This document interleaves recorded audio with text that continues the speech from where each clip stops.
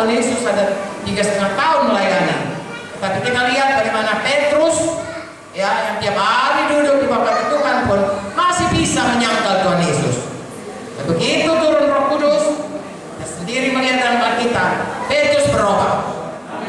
Ada firman, ada Roh Kudus, jadi perubahan. Amin, saudaraku. Sebenarnya itu sudah dinubuatkan oleh dalam perjanjian lama, setidaknya oleh Yehezkiel. Saudaraku, pada perjanjian lama ada hukum Taurat, ada firman Tuhan. Tetapi hanya orang-orang tertentu yang dipenuhkan dengan Roh Kudus. Ya, itu mengajari mereka. Dan kita lihat saudaraku, Tuhan bangsa Israel gagal untuk memenuhi kehendak Tuhan, sehingga akhirnya Injil disampaikan pada semua bangsa. Siapa yang percaya menjadi anak Abraham. Haleluya. Dan Injil disampaikan kepada kita yang non-Yahudi, ya. Barang siapa yang percaya pada Tuhan Yesus, dia beroleh hidup yang kekal. Mengapa saudaraku? Karena pada waktu kita mendengar firman dan Roh Kudus bekerja, kita lahir baru. Sesudah kita lahir baru dan menyuruh kita penuh dengan Roh Kudus, karena ada maksud Tuhan dalam hidup kita. Amin. Saudaraku, saya rasa semua kita tahu kalau sekiranya maksud Tuhan hanya supaya kita selamat, ya, dia datang ke dunia Tuhan Yesus, siapa yang percaya selamat, dapat sorga, rumah ada diberikan Tuhan rumah di sorga. Tentunya Tuhan, saudaraku, begitu kita selamat mati aja. Tapi mengapa kita tidak mati? Karena ada maksud Tuhan. Maksud Tuhan supaya kita, saudaraku, kembali mencerminkan kembali kepada apa yang sudah direncanakan Tuhan pada pertama kali Dia menciptakan manusia. Saudara, saya dah tahu, saya kembali lagi kepada kejadian bagaimana Tuhan menciptakan Adam dan Hawa. Ya, kita sering mendengar ayat ini, Kejadian 1 ayat 26, berfirmanlah Allah, lagi-lagi berfirmanlah Allah, baiklah kita menjadikan manusia menurut gambar dan rupa kita, supaya mereka berkuasa atas ikan-ikan di laut dan burung-burung di udara, dan atas ternak dan atas seluruh bumi, atas seluruh binatang melata yang merayap di bumi. Maka Allah menciptakan manusia menurut gambarnya, menurut gambar Allah diciptakannya dia, laki-laki dan perempuan diciptakannya mereka. 28. Allah memberkati mereka, lalu Allah berfirman kepada mereka, diulangi lagi, beranak cuculah, bertambah banyak dan penuhilah bumi, taklukkanlah itu, berkuasalah atas ikan-ikan di laut, burung-burung di udara, segala binatang yang merayap di bumi. Amin. Yang singkat saya katakan, Tuhan mau saudaraku kita ini segambar dengan Dia. Kemudian Tuhan mau kita berkuasa di bumi. Yang ketiga, Tuhan mau kita beranak cucu memenuhi bumi. Nah, Tuhan hanya menciptakan dua, Adam dan Hawa, saudaraku. Tuhan mau tidak hanya dua saja untuk Taman Eden yang begitu indah, ya. Tuhan mau supaya seluruh bumi ini dipenuhi dengan orang yang menyembah Dia, yang segambar dengan Dia, yang berkuasa di bumi ini. Nah, ada maksud Tuhan, saudaraku, itu rencana Tuhan, tapi gagal ketika Adam dan Hawa memilih, karena digambar diciptakan segambar dengan Allah, kita diberikan kehendak bebas mengikut Tuhan atau ya tidak mengikut Tuhan. Roma 6 berkata, kepada siapa kita taat, hambanya lah kita. Kalau kita taat kepada Tuhan, tentunya taat kepada firman Tuhan, hamba Tuhanlah kita. Selamanya kita hidup kekal bersama. Tetapi Adam dan Hawa, saudaraku, mari kita perhatikan. Adam dan Hawa, dia tidak patuh, dia tidak mau taat kepada firman Tuhan. Heran juga ya. Dia manusia pertama yang diciptakan Tuhan, tidak dalam dosa, dengan segala kemuliaan. Ya, Tuhan sendiri yang menciptakannya, bukan keturunannya. Bisa juga jatuh kepada dosa. Kalau saya pribadi itu membuat saya sangat hati-hati. Kalau yang demikian pun bisa, apalagi saya yang sudah turun-temurun ada di bawah pengaruh dosa. Nah, saya sudah selamat. Nah, saudaraku, saya heran juga. Kenapa Tuhan berkata berkuasalah di bumi? Baca tadi 2 kali, ayat 26, ayat 28. Ada binatang melata merayap di bumi. Ya, kalau ular itu, kalau dulu ada hamba Tuhan berkata dulu ular itu nggak merayap, dulu ular itu berdiri. Sekaranglah dia merayap.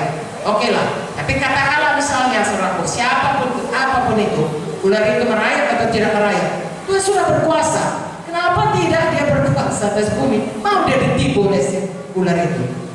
Heran juga kita. Jadi saudaraku, bukan heranlah.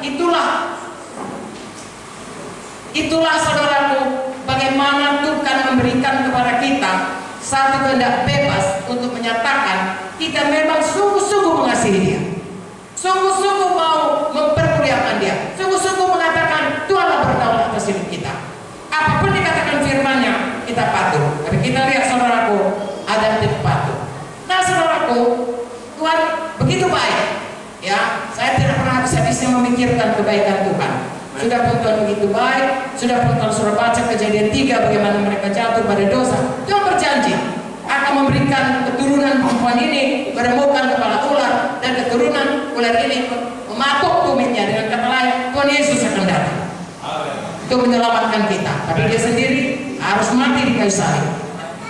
Saudaraku yang sekasih, kalau dipikir-pikir, sesudah kita diselamatkan Tuhan karena kita percaya kepada Tuhan, sudah cukuplah itu. Tak jadi kita ke neraka. Tetapi Tuhan mau saudaraku, kembali yang dikatakannya tadi, kita dipulihkan kembali. Manusia yang diciptakannya itu, Roma 2 Korintus 3 ayat 18 berkata, saudaraku, dari kemuliaan kepada kemuliaan yang semakin besar. Karena pada waktu manusia berdosa, Roma 3:23 berkata, semua manusia sudah berdosa dan kehilangan kemuliaan Allah. Yang tadinya dia penuh dengan kemuliaan, saudaraku, begitu mulia sampai kalaupun dia tidak berpakaian, tidak ada persoalan. Ya, kenapa? Karena kemuliaan Tuhan memenuhi dia, segambar dengan Tuhan. Begitu berdosa, hilang semua kemuliaan. Lalu dia bingung, dia tidak berdosa, raja. Dia berusaha menutupinya. Saudaraku, sampai sekarang pun paling baik kalau sudah berdosa, saudaraku, mengaku sajalah daripada berusaha menutupinya. Toh terpaksa juga akhirnya keluar dari Taman Eden. Perhatikan, Adam tidak mau mengaku. Waktu ditanya Tuhan, kenapa kau takut? Mulai berkata takut. Kenapa dia sembunyi? Kenapa dia berusaha menutup? Paling bagus sebenarnya kalau ada kesalahan kita mengaku saja, supaya dipulihkan Tuhan.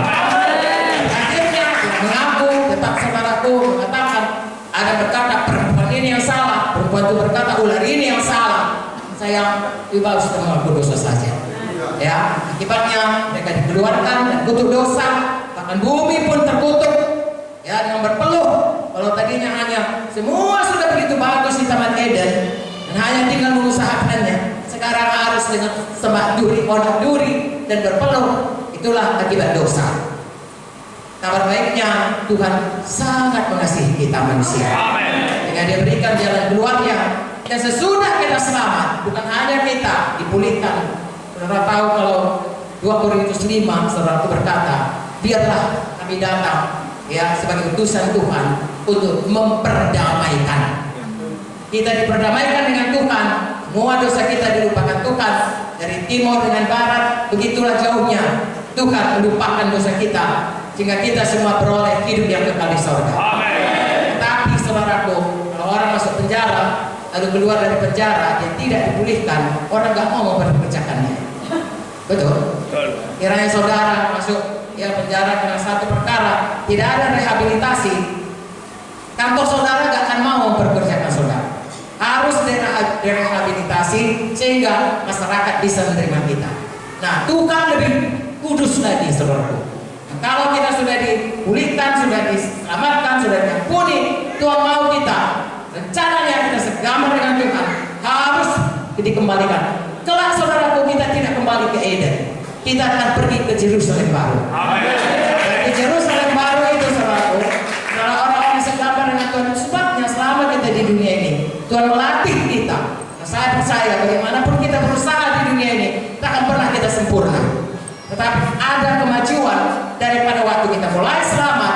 Saya sudah 50 tahun selamat, saya harus berubah dari orang yang tadinya manusia lama menjadi manusia baru, hari lepas hari, segambar dengan Kristus, seperti rencana Tuhan semula. Haleluya. Hari ini saya tidak khusus bicara mengenai itu, saudara tahu, semua hamba Tuhan. Untuk itu saya dan saudara harus betul-betul menanamkan manusia lama dan hidup dalam manusia baru. Hari lepas hari. Baik, saya mau cerita mengenai yang kedua. Nah, itu yang hari besok kita akan kerjakan, yaitu bagaimana saudaraku kita ini hidup berkuasa. Tadi saya katakan kalau kita patuh kepada setan, perkataan Tuhan tidak kita dengar, perkataan setan yang kita dengar. Cuma kita tahu bahwasanya Hawa mendengarkan apa dikatakan setan. Setiap kali keluar firman Tuhan, Amsal 4 ayat 20, 21, 22 berkata akan ada visi kepada kita. Ya, bisa juga 17 berkata Roh Kudus memberikan visi kepada kita. Ya, dan ini firman diilhami oleh Roh Kudus. Jadi setiap kali dikatakan, misalnya saya sakit, saya berkali-kali sakit dan berkali-kali sembuh. Haleluya. Dan sekarang saya ada di sini, puji Tuhan. Amen.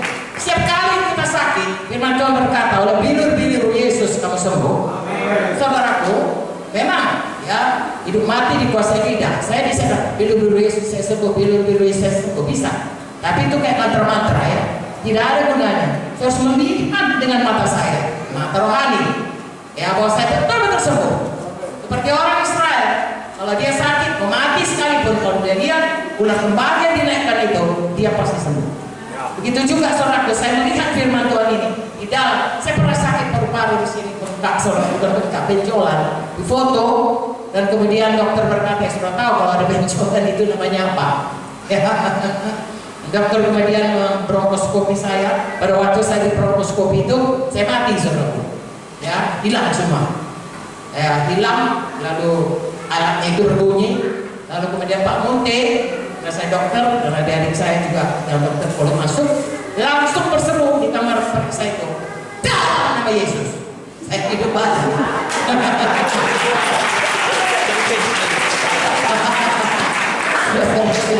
Saudara, lain kali aja kita lihat.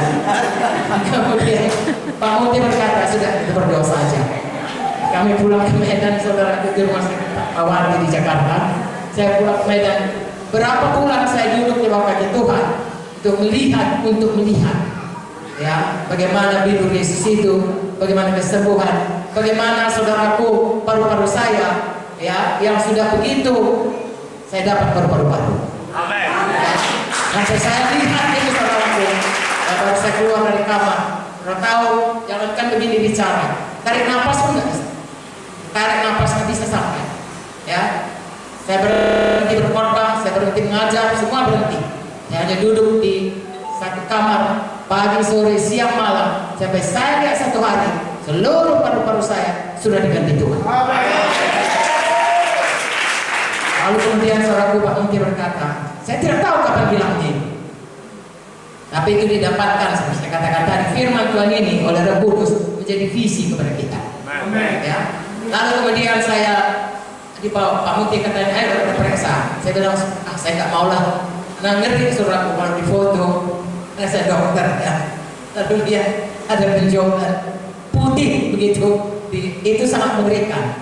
Ya, itu seperti orang yang divonis di Nusa Kambangan. Ya. Tanggal sekian kau pasti akan ditembak. Dan kami tahu kalau begini kira-kira sekian lamanya lagi kau hidup. Kalau begini besarnya segini lama, 3 bulan atau segini, itu sangat mengerikan. Tapi Pak Munti memberikan saya iman, dia kata, sudah, kan sudah ditolong Tuhan, sudah, iya saya percaya sudah sembuh.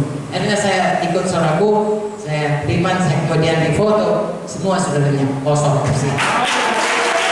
Haleluya. Saya katakan firman Tuhan itu dihidupkan Roh Kudus menjadi visi kepada kita.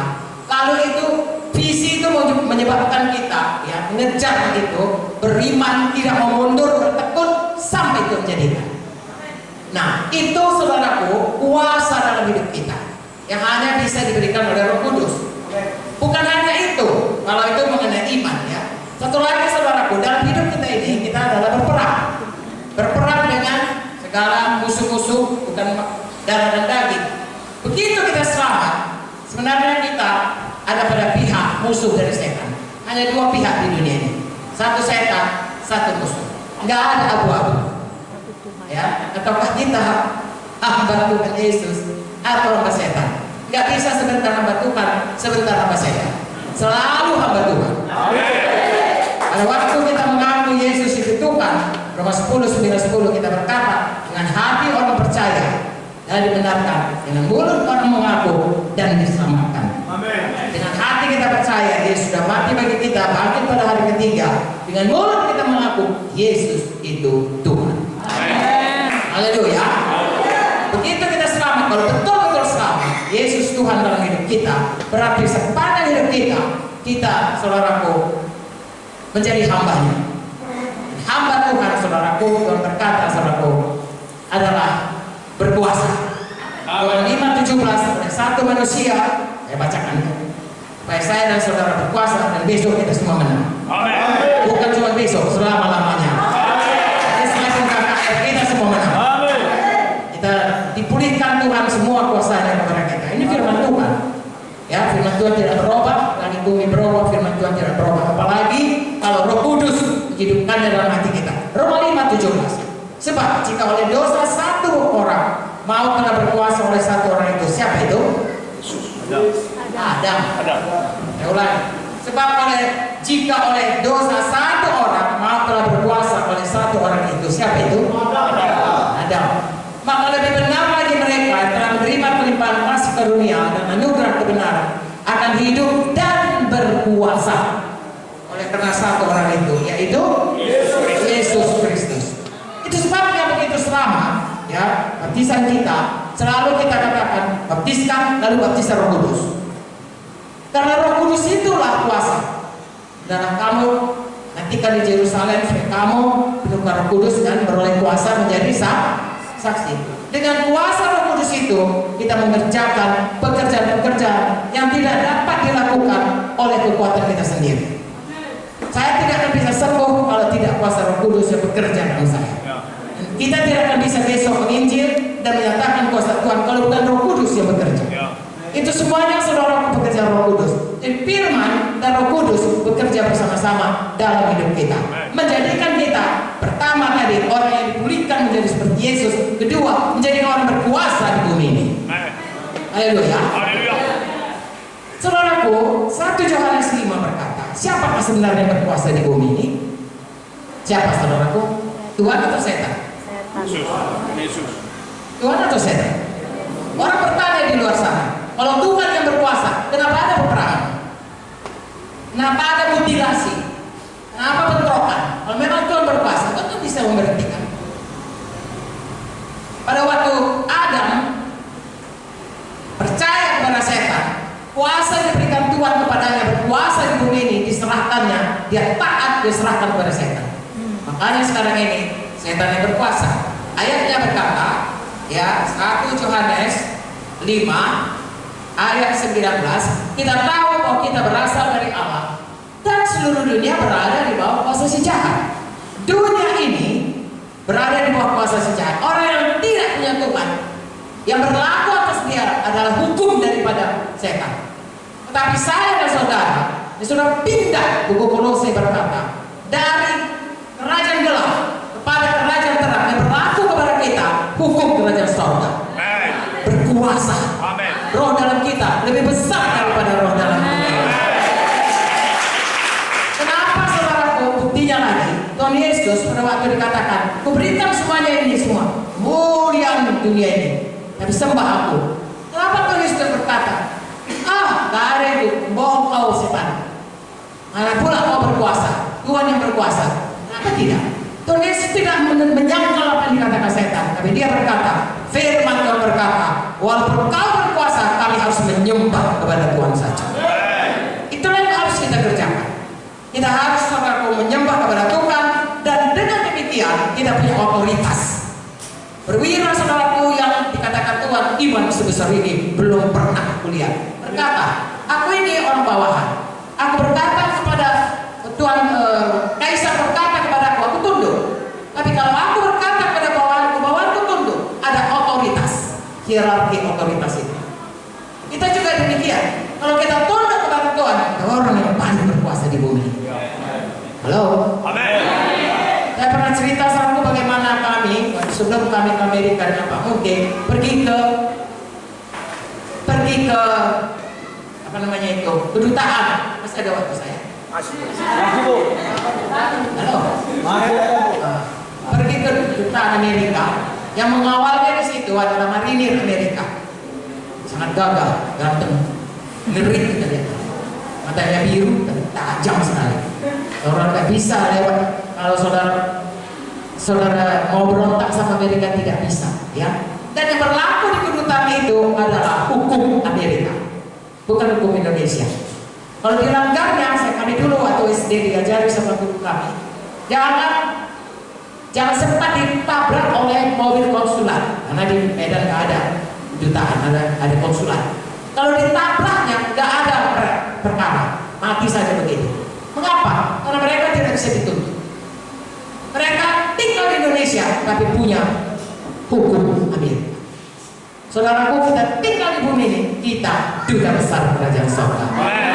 Kita berkuasa dalam kerajaan sorga. Kerajaan sorga, saudaraku, Tuhan Yesus berkata, kerajaanku bukan dari dunia ini. Kerajaan sorga ada dalam hati kita, ada dalam tubuh Kristus, ada dalam gereja Tuhan.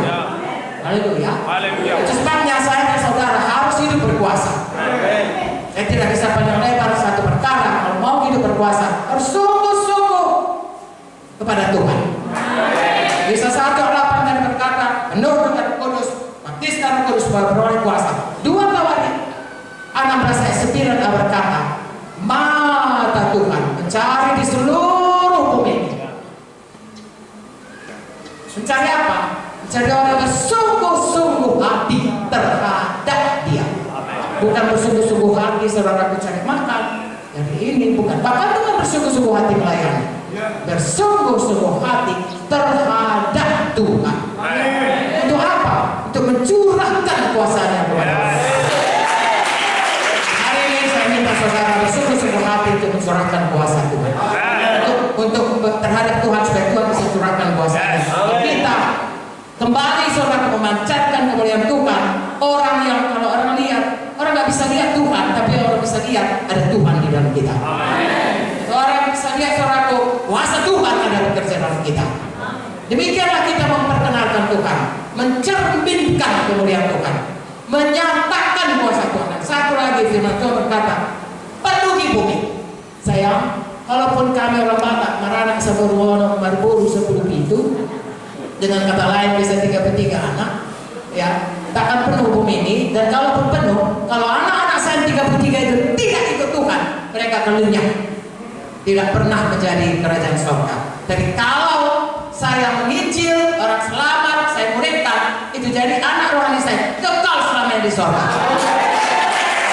Itu sebabnya ada perintah agung. Itu sebabnya kita semua harus sungguh-sungguh memenuhi perintah agung. Tidak cuman hanya hamba-hamba Tuhan. Kalau semua saudara di sini hamba Tuhan dan istri hamba Tuhan, pelayan Tuhan, ajari jemaat kita.